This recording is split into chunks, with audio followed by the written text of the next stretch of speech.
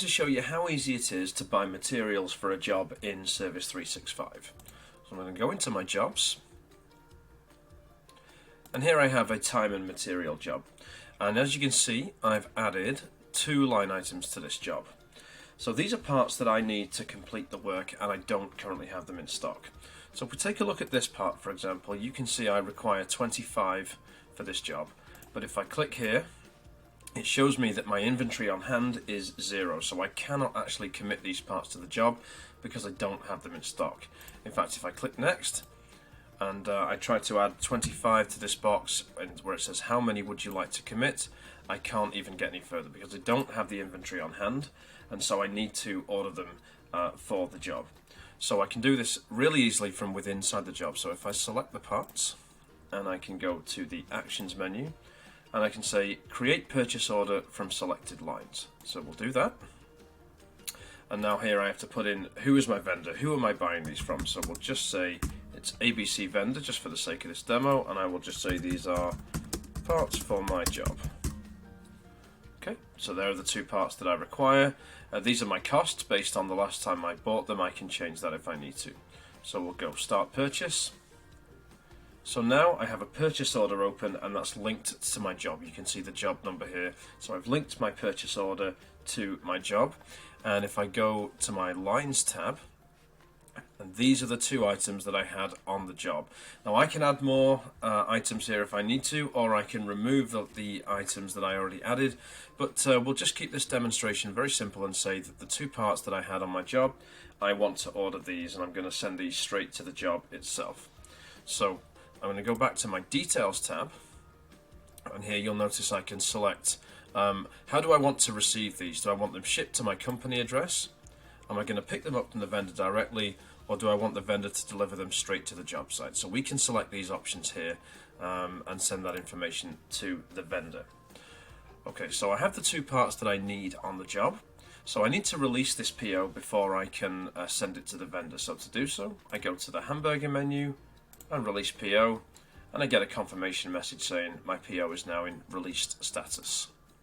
Okay, so then what I need to do is actually send this to the vendor to place the order for those parts. So I go back to the hamburger menu and I select print PO, and now I can send it to the vendor directly from within the system. So I can select the email address, I can enter the vendor's email address. If this was a real vendor, that would have populated automatically, and then I can just send it directly from within the system. So then, of course, in the real world, what's going to happen is that the parts are going to arrive either at my address or to the job site, or I'm going to pick them up depending on the options that we selected. And then the items are going to physically be received. So once we receive them, we will get a packing slip. So we need to receive them into the system. So we're going to go scan packing slip, and I'm going to upload a sample packing slip. Okay, so we say upload. And now here are my options to receive my 2 items. So we can do a partial receipt, but let's say for this example that everything that we ordered is what arrived. So we ordered 25 pieces of this and 10 pieces of this.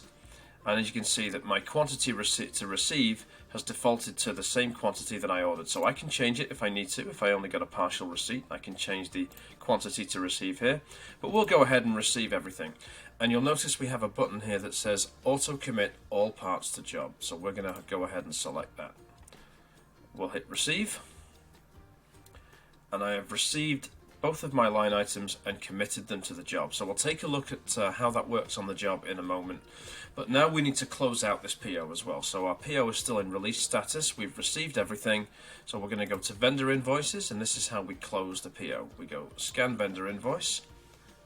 We're going to find the file, and we're going to upload a sample invoice, and then we're going to upload that. And if the guys out in the field are doing this, you can also do this on your phone just by taking a picture of the invoice. So we're going to say we've received 25, we're going to invoice 25, and for this other item we've received 10, we're going to invoice 10. We can enter the invoice number, and we can enter the date. And now I have a button here that says save and send to QuickBooks. So when I click that, it's going to do 2 things. It's going to close my PO, and it's going to send all this to my accounts payable section of QuickBooks. So I'm going to click that button, and now my PO is closed. So that's the complete PO process from start to finish of ordering parts for a job.